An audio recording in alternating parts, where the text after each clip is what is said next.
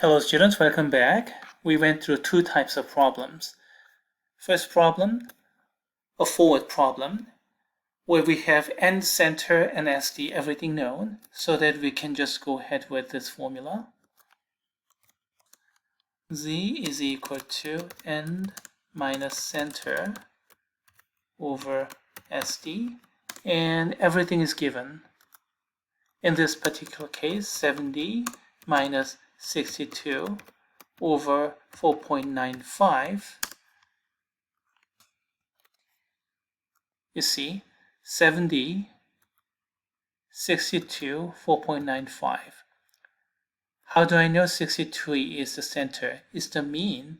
How do I know 4.95 is the standard deviation? The problem says so. And the other one, that's the end. So you can find out, calculate it, look up the z-score. Based upon the z-score, you can find out the proportion or the probability. And then we went through the other problem, going backward. Now this time it's a little bit different. I don't know what the end is. So that's unknown.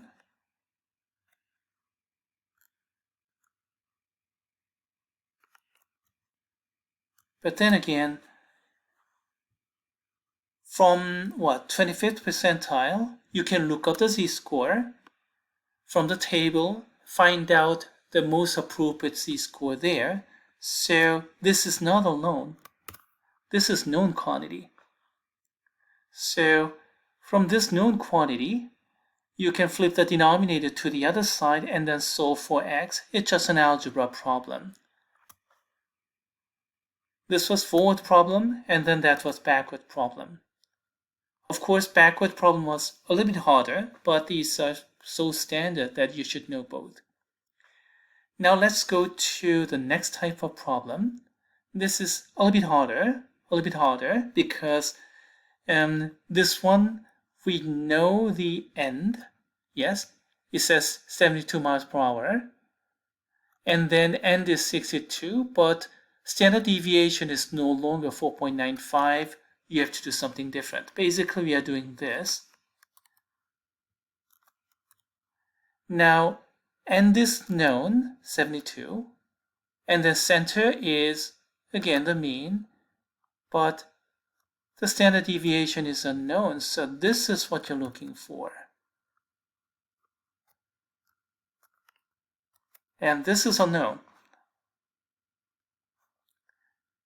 And as for 3% is associated to 72 miles per hour, which means this is 97th percentile. I guess I gave you too much information. From this kind of algebraic equation, you can solve for S. A little bit harder, and it is compared with the previous problem, quite a bit less likely to show up in the exam, but in any case, it's a conceivable problem anyway. One forward and two types of backward problem. But of course, I don't want to go ahead and complete the exact same problem here. Even these, I think I gave away a bit too much. So let's go to a related problem down here. According to College Board, 2014 SAT exams for 497 for critical reading, 513 for mathematics, and 487 for writing. And I got this problem from all the exam problem I wrote, and I must have written the problem in 2015, and that's why I'm using 2014 data here. And I could have gone in and then found out something about 2019, but what's the point? Let's just use this. Find the mean for total SAT score that year, and that was just a giveaway part. Critical reading, mathematics, and the writing, and those are all the means of all those. So add them up, then that's going to be mean of total. And that's going to be 1,497. So that's the mean. Okay, Here we go. College Board did not report the standard deviation for the total SAT score in the above website. Instead, this is what it said, and I took the exact statement there. Only 42.6% of SAT takers in the class of 2014 met the SAT College and Career Readiness Benchmark score of 1,550. Use this information to find out the standard deviation. So N is given as 1,550, and then the percentage, the probability is given as 42.6%. So it's just 42.6 percentile. Doesn't make any sense because this is bigger than the average. So this is bigger than the mean. So bigger than the mean, that means it's higher than 50th percentile. So what does that mean? If you draw the picture, it'll become clear.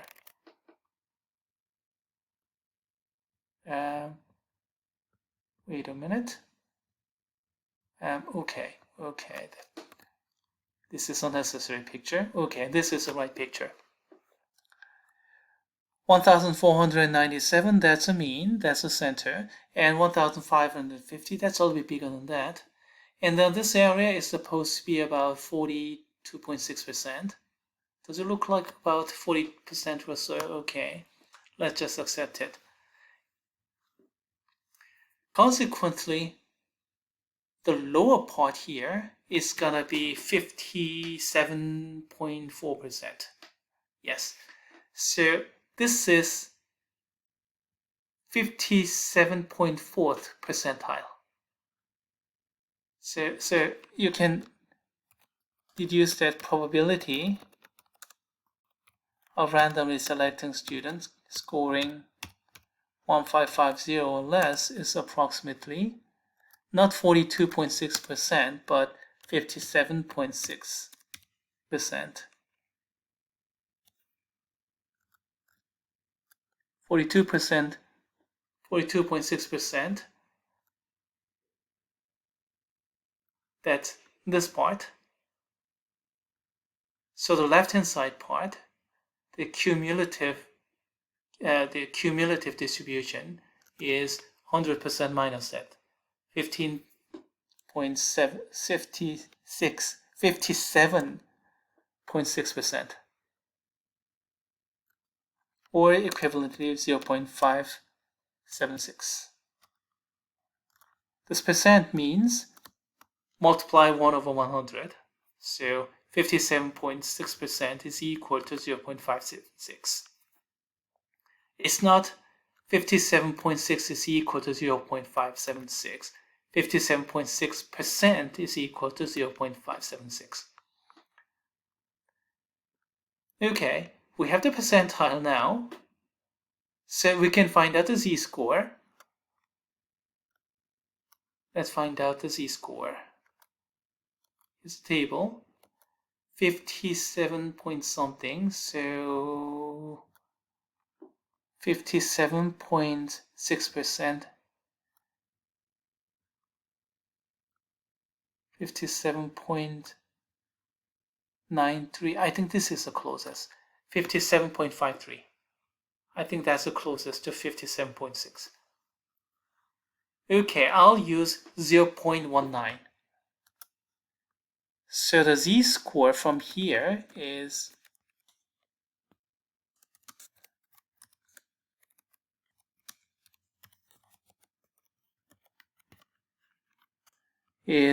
about 0.19. How did I get 0.19? From the table, of course. I want 0.576, 57.6%, and the closest is right here, and that's associated to the score of 0.19.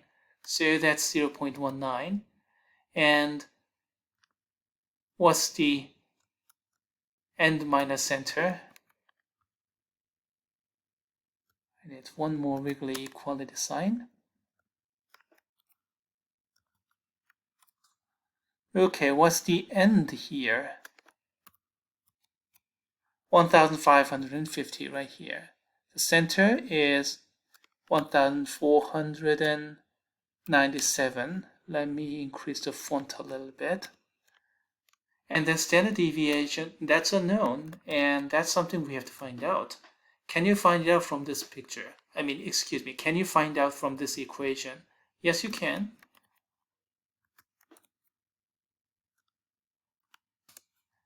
Multiply SD to both sides, and that's going to be gone. And then divide this one out.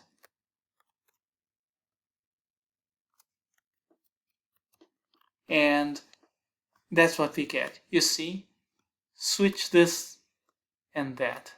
Maybe I did it a bit too quickly.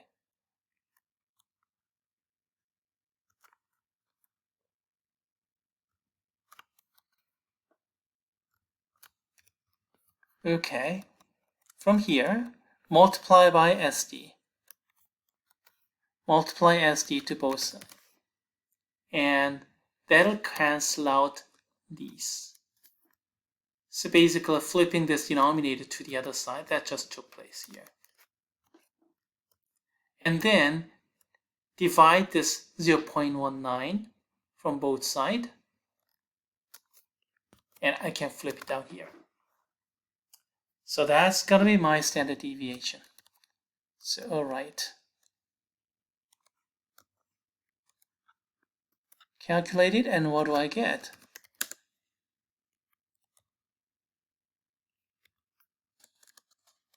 Standard deviation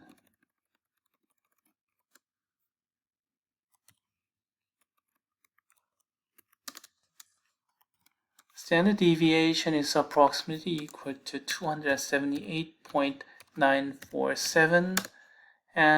I'll estimate it as 280. 279, close enough to 280. Everything's approximate here. I don't mind if you use 279, that's perfectly fine.